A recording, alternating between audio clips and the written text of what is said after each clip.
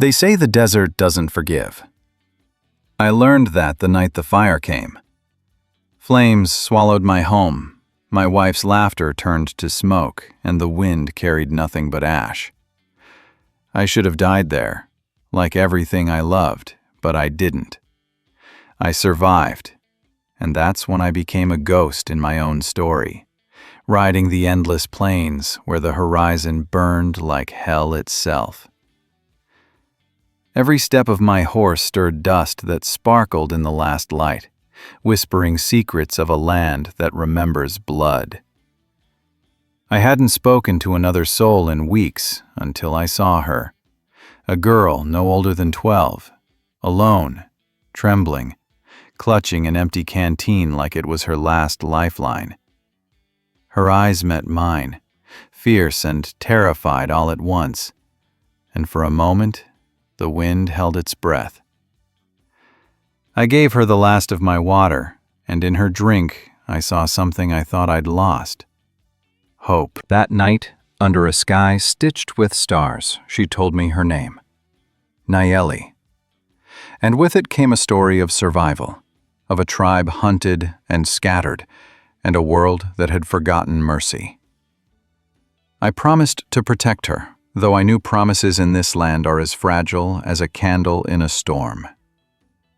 From that moment, our fates were bound, traveling through canyons and deserts, always hunted, always searching for something that felt like redemption. Every night brought danger, every day tested our strength. But in her laughter, faint as it was, I found a reason to keep moving. And yet, danger has a way of finding you, even in the quietest places. One morning, we stumbled upon a ghost town, hollowed out and silent, windows like black eyes staring into the soul of anyone who dared enter.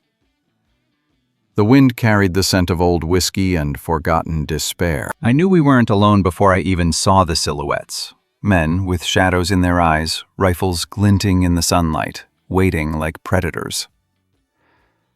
I tightened my grip on my revolver, heart hammering, every muscle coiled for what was coming. Nayeli pressed herself close to me, tiny and trembling. But there was fire in her gaze, too, the kind that refused to die. I whispered, "Stay behind me," and she nodded, trusting me in a way no one ever had. Gunfire erupted, echoing off the empty buildings like the cries of the lost. We ducked and ran, bullets tearing holes in wood and dust alike. Somewhere in that chaos, I realized this wasn't just survival. It was war, a reckoning long overdue. We escaped into the canyon, breath ragged, dust choking our lungs. Yet even as we ran, the promise I made to protect her strengthened me. Days bled into nights, the desert stretching endless, merciless, yet alive with whispers of the past. We scavenged what we could, shared stories under starlight, and slowly, an unlikely bond formed. Her laughter carving out a space in the hollow of my heart, my stories teaching her the hard truths of the world. She learned to track, to read the wind, to hear the quiet warning before disaster struck. And I learned that hope can bloom in the most unexpected soil, even amidst ash and sorrow. One evening, as we camped by a dry riverbed, a rattlesnake slithered close, its warning hiss slicing the silence. Nayeli froze, her small body rigid with fear. But I moved without thinking, hands steady, and killed it before it struck. She gasped and then laughed, a brittle, sharp sound that reminded me that life refuses to be tamed, no matter how cruel the world gets. But joy was fleeting, fragile as the desert flower that blooms for a single dawn. The next morning, we discovered the remnants of another homestead, burned, scarred, the footprints of cruelty fresh in the sand. I traced them, heart sinking. These weren't just random men. They were the same outlaws, the same shadows that had stolen my life once before. Rage simmered beneath my skin. Yet I held it at bay for Nayeli's sake. "We survive first," I said, voice low. "Then we settle scores." She nodded solemnly, understanding more than her years should allow. Weeks passed and our journey became a test of endurance and spirit. Nights were cold, stars indifferent to our struggle. Yet the bond between us deepened. Nayeli would wake before dawn whispering to the world, and I would watch the horizon, thinking of the home that once was and the life that could be again. One evening we stumbled upon a hidden grove, a sliver of green in the endless ochre, where water pooled and birds still sang. For the first time we rested, letting the sun warm our tired bones. I watched her play by the water's edge, tiny hands skimming the surface, eyes wide with wonder. In that moment, the weight of loss lifted slightly. The world still had pockets of grace. But nightfall brought more than darkness. It brought the echo of footsteps. Shadows moved in the periphery, deliberate, silent. Outlaws. I drew my revolver, heart thundering, as they surrounded the grove, eyes cold and hungry. Nayeli clutched my arm, fear gripping her small body. I whispered, "Not today," and fired, each shot a promise, a warning, a claim that we would not fall without a fight. The skirmish was brutal, dust and blood mixing with sweat and the scent of gunpowder. I fought like a man possessed, fueled by rage and a desperate need to protect. Nayeli dodged, ran, and I covered her. Until the last man fell, groaning into the dirt, the desert reclaiming its silence.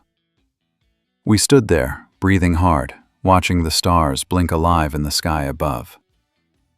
The danger had passed, but the world had not changed.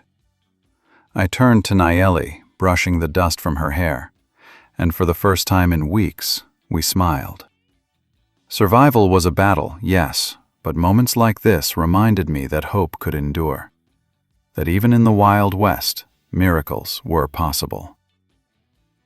I knew the journey ahead would test us in ways we couldn't yet imagine. There would be more fire, more blood, more betrayal. But I also knew this. As long as she was with me, as long as we kept moving, there was a chance to reclaim what we had lost, to find redemption in a world that had almost forgotten mercy. And so we rode, shadows against the dying light, hearts beating in sync with the rhythm of the desert, each mile a defiance, each breath a promise, each moment a flicker of hope in a land that gave little to those who dared to dream. The desert never sleeps, but that night I felt it watching, waiting, patient and cruel. The firelight from our camp flickered against the canyon walls, casting monstrous shadows that danced in rhythm with the wind. Nayeli slept lightly, her small body curled close to mine, and I could feel her heartbeat, steady yet fragile. I envied it. Mine was a drum of war and grief, a cadence hardened by loss yet softened in her presence. Morning came silent and gray, a fog rolling over the sand like a warning.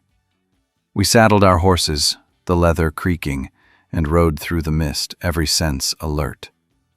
The world was quiet, too quiet, and that always meant trouble. I had learned to read the desert like a book, the way a vulture circled high, the faint shimmer of footprints in the sand, the sudden silence of birds. Something was out there. By noon, the tracks confirmed it. A wagon, heavy with cargo, moving fast but erratic. Outlaws, likely the same who had tormented my life before. My hand hovered over my revolver, but I didn't act rashly. Nayeli, sensing my tension, whispered, "They're close, aren't they?" Her voice trembled, but there was steel beneath the fear. "Too close," I admitted, scanning the horizon. We trailed them at a distance, keeping to the shadows, every muscle coiled. The wagon eventually stopped near a dry riverbed, the men careless, their laughter echoing against the rocks. I counted 5, maybe 6, armed, greedy, and dangerous. One carried a small chest, polished and gleaming like it held the world. We circled the riverbed, waiting for nightfall, each moment a test of patience. I told Nayeli to stay low, and she obeyed, watching me like a hawk studies its prey. As darkness swallowed the land, we moved in. I crept behind the wagon, every step calculated. The men were drinking, careless, the smell of whiskey thick in the air. With a deep breath, I made my move, swift, precise, a shadow among shadows. One went down before he could scream. The others spun, eyes wide, reaching for weapons too late. I didn't hesitate. Nayeli's eyes were wide but steady, understanding the necessity, the rules of survival in a world that had no mercy. By the time the last gunshot echoed into the canyon, silence fell, heavier than before. We took the chest, pried it open, and found gold coins, silver, and papers that hinted at deals with men who ruled towns from behind velvet curtains. Riches, yes, but also danger. We couldn't linger. The outlaws would return, and if they did, they would bring more than fire. They would bring vengeance. That night, as we rode away under a sky smeared with stars, Nayeli asked, "What will we do with it?" I looked at her, small hands gripping the chest, and realized that for the first time I had choices. "We survive first," I said. "Then we decide what kind of justice this world deserves." Days turned into weeks, and the desert's trials became our constant companions. Hunger gnawed at us, thirst burned our throats. But each obstacle forged a bond stronger than any storm. Nayeli grew bolder, learning to shoot, to move without sound, to read the wind and the whispering sand. And I, hardened by years of sorrow, softened in the spaces she carved with laughter and innocence. But peace remained elusive. One afternoon, while foraging near a ridge, we encountered a man lying in the sun, wounded and bleeding. He looked like a ghost, ragged, eyes hollow. I approached cautiously. "Help me," he whispered. "Please." I hesitated, weighing risk against mercy. Nayeli tugged at my sleeve. "We can't just leave him." I nodded, knowing she was right, and helped him to our camp. His name was Silas, a former lawman betrayed by his own town, left for dead by men he had once sworn to uphold. As he recovered, he told stories of corruption, of sheriffs who burned down homesteads to collect insurance, of outlaws who wore badges and called it justice. I listened, understanding all too well. That night, around the fire, Silas offered a plan, one that could give us leverage, a way to reclaim more than just survival. It involved towns, riches, and faces from my past I had hoped never to see again. Nayeli listened, eyes wide, but trusting. "We can do this," she said softly. And I believed her. Weeks passed as we moved cautiously, striking only when necessary, always staying ahead of the men who sought us. Our legend began to grow in whispers across the desert towns, the mysterious rancher and the lost girl, striking from the shadows, elusive as smoke. But every victory carried a cost.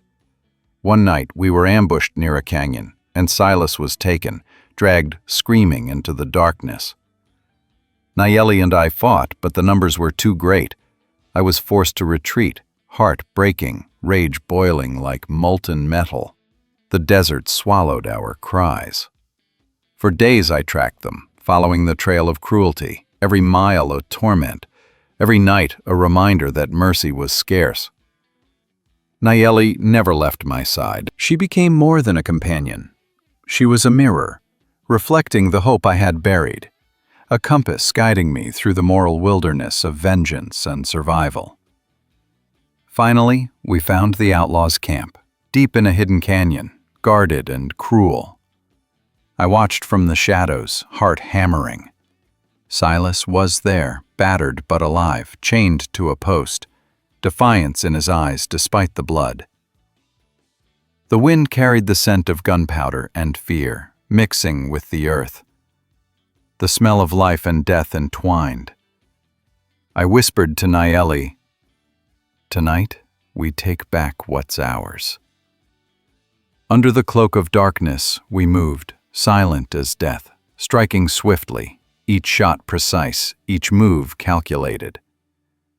Nayeli's small frame was a shadow among shadows, and together we became a force of fury and determination. By dawn, the outlaws lay defeated, their weapons scattered, the canyon echoing with the last groans of their arrogance. Silas freed himself and embraced us, gratitude mingled with disbelief. But there was no time to savor victory. The world beyond the canyon waited, corrupt towns, more outlaws, and the ever-present threat of the lawless. We rode on, carrying not just gold and vengeance, but lessons learned in fire and blood.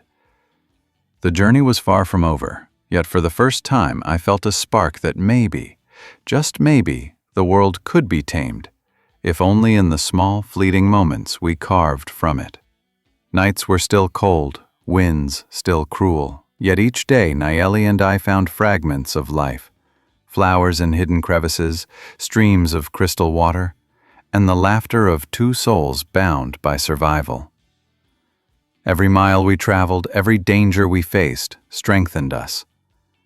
The desert had tried to break us, to turn us into ghosts of our former selves, but instead, it forged a family, born of ash and hope. And as the sun bled into the horizon each evening, I realized something profound. Even in a land of endless hardship, courage, loyalty, and a flicker of hope could change the story. One morning we reached a ridge overlooking a town we had never seen. Smoke rose from chimneys, horses trotted along dust-covered streets, and children ran with innocent laughter. It was a reminder of what we were fighting for, a glimpse of a world that could be ours. Nayeli's eyes shone with wonder, and I smiled beneath the brim of my hat, feeling something I had not felt in years. Possibility. But I knew better than to trust the calm. Storms were coming, both from the past and the present. The world was relentless, yet so were we, and together we would face it. The town below shimmered in the haze of morning, quiet yet alive, a fragile illusion of peace. Nayeli and I watched from the ridge, the wind whipping dust across our faces, carrying with it the scent of hay, smoke, and horses. For the first time, the weight of our journey pressed against me. Not the desert, not the outlaws, but the truth that the final act was upon us. Silas had left at dawn to scout the town, his silhouette swallowed by the morning light, leaving us alone to prepare. I checked my revolver. Every bullet counted, every mechanism oiled and ready. Nayeli sat beside me, her small hands trembling slightly as she loaded her pistol. "Are you scared?" I asked, and she didn't answer immediately. Her eyes were fierce, unflinching, a mirror of the courage I had fought to protect. "No," she said finally, "but I know we have to be ready." That was enough. Hours passed in tense silence, the town below unknowing, unaware that its fate teetered on the edge of our decision. When Silas returned, he brought news. The sheriff was corrupt, allied with the outlaws who had haunted me for years. The law itself had betrayed the people. That meant there would be no allies, no reinforcements, only us. I nodded, jaw tight. Justice, if it came at all, would come by our hands. We moved at dusk, shadows slipping between the buildings, silent as the grave. Nayeli's small figure mirrored mine perfectly, and together we were almost invisible, almost untouchable. We approached the saloon first, the heart of corruption, the epicenter of cruelty. Inside, the sheriff and the remaining outlaws laughed, counting gold, oblivious to the storm about to descend upon them. I waited in the alley, feeling the old anger boil, the fire of vengeance that had fueled me since my home burned. Nayeli's hand brushed mine, a silent signal. We struck, swift and precise. Revolvers barked, chairs splintered, and the room erupted in chaos. Nayeli moved like a shadow, taking down one man after another, her small hands steady despite the fear in her eyes. I fired, heart pounding, the recoil familiar, comforting, a rhythm I had known for years. The sheriff drew his gun, eyes wild, and I met him in the center of the saloon. We circled, careful, calculating. One wrong move, and it would end in death. But I had learned patience, endurance, and the unforgiving nature of the desert. Finally, I drew, faster, surer. The bullet found its mark, and the sheriff crumpled, the room falling silent, except for the echo of our breathing and the settling dust. Outside, the town had begun to stir. People peeked from windows and doorways, afraid but curious. They had known tyranny, and now they glimpsed justice. Nayeli and I didn't wait. We moved through the streets, leaving behind defeated outlaws. Their reign ended. Their power dissolved. Silence returned, thick and heavy. Yet it felt different this time. It was not oppression. It was relief. The quiet of possibility. In the town square, children began to play again, laughter returning like a fragile wind. Adults emerged cautiously, eyes wary, yet gratitude glimmered. I realized then that vengeance alone was not the goal. It was a step toward something greater. Hope, restoration, the chance to rebuild. But the work was not done. One man remained, a figure from my past, the one who had orchestrated the fire that had taken everything. He had watched from the shadows, waiting for his moment. I found him on the edge of town, his expression smug, confident that the desert and time had broken me. I felt the old rage rise, but I controlled it, channeling it with the precision the desert had taught me. "It ends today," I said, voice low, steady. He laughed, and it was a sound I knew too well, the arrogance of a man who believes himself untouchable. I didn't answer with words. I acted. The fight was brutal but brief, a blur of fists, gunfire, and determination. Nayeli watched, hidden, learning the final lesson I could teach her. Courage in the face of darkness, justice forged in the crucible of survival.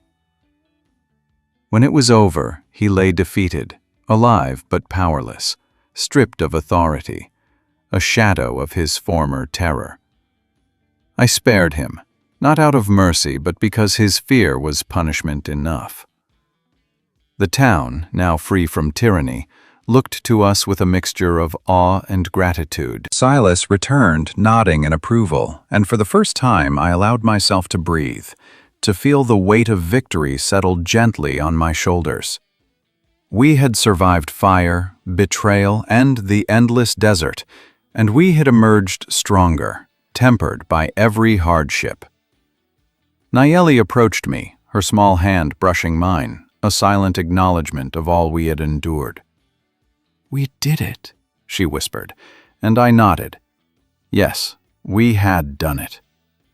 But more than that, we had reclaimed our lives, our right to hope, our ability to dream once again.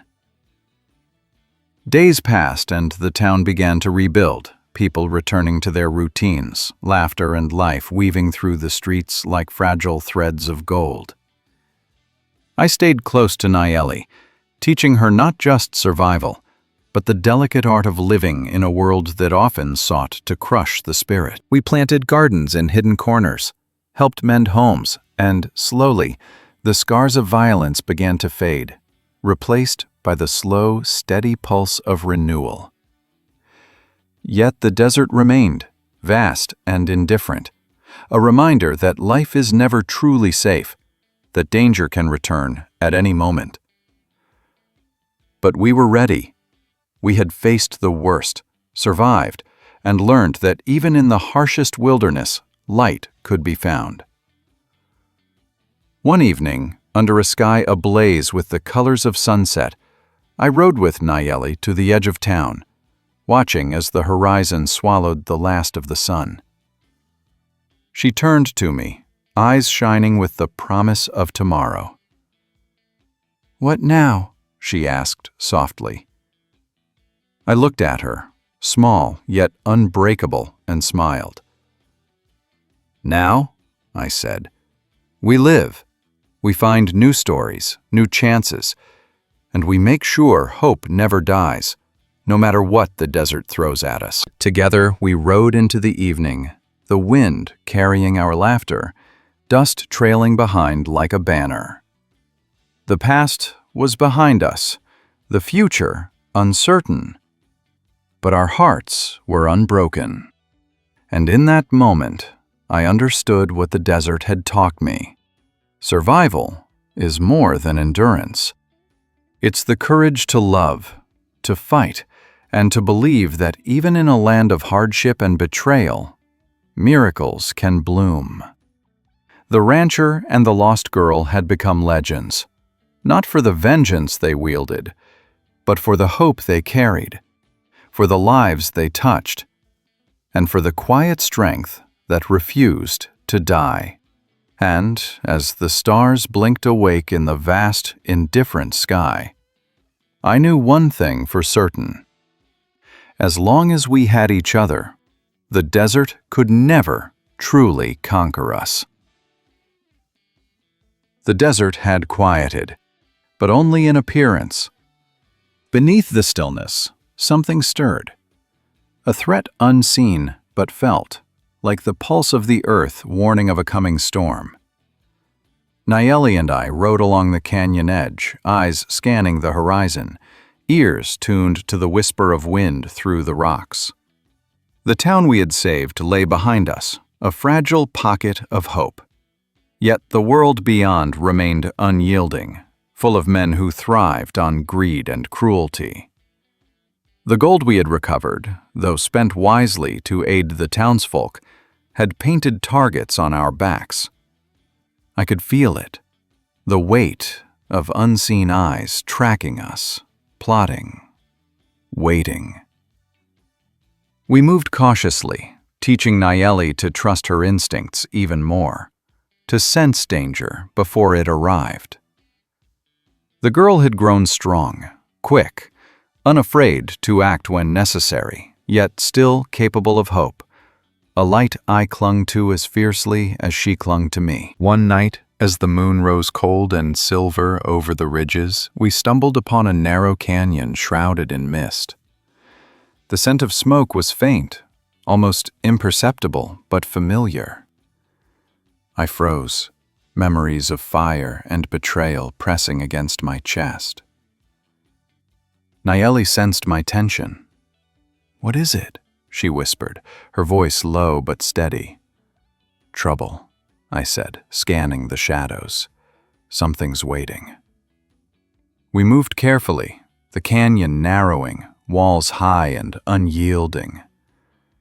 Then I saw them, figures emerging, cloaked in black dust and menace.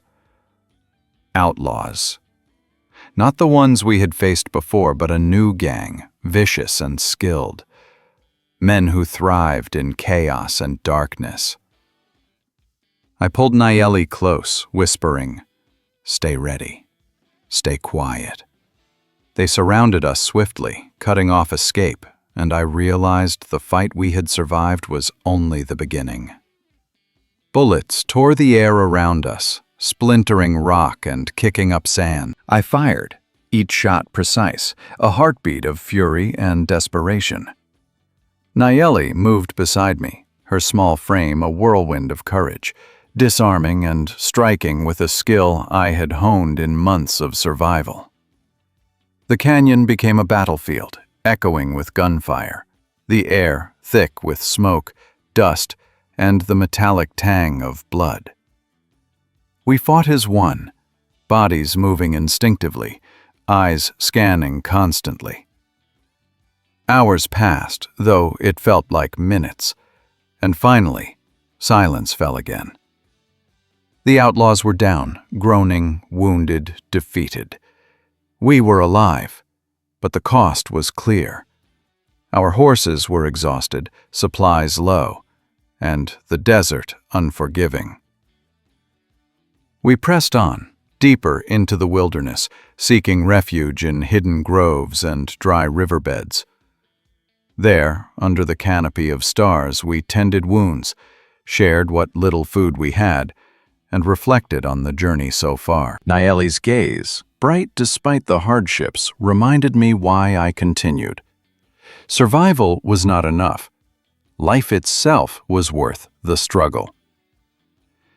Days blurred into nights as we tracked the gang responsible for the attacks. Clues led us across jagged ridges, through abandoned mining towns, and into the shadows of mountains where even the wind dared not whisper. We learned their patterns, their weaknesses, their reliance on fear. And slowly a plan formed, not just to survive, but to end the cycle of violence permanently. We struck at dawn, moving like shadows through the town where the gang had holed up. I signaled Nayeli, and together we entered the saloon where the men counted spoils, arrogant and careless. Our approach was silent, precise. The first shot rang, chaos erupting instantly. Nayeli moved like a trained warrior, taking down one man after another, her eyes burning with determination. I confronted their leader, a man larger and crueler than the rest, his smirk fading as my bullet found its mark.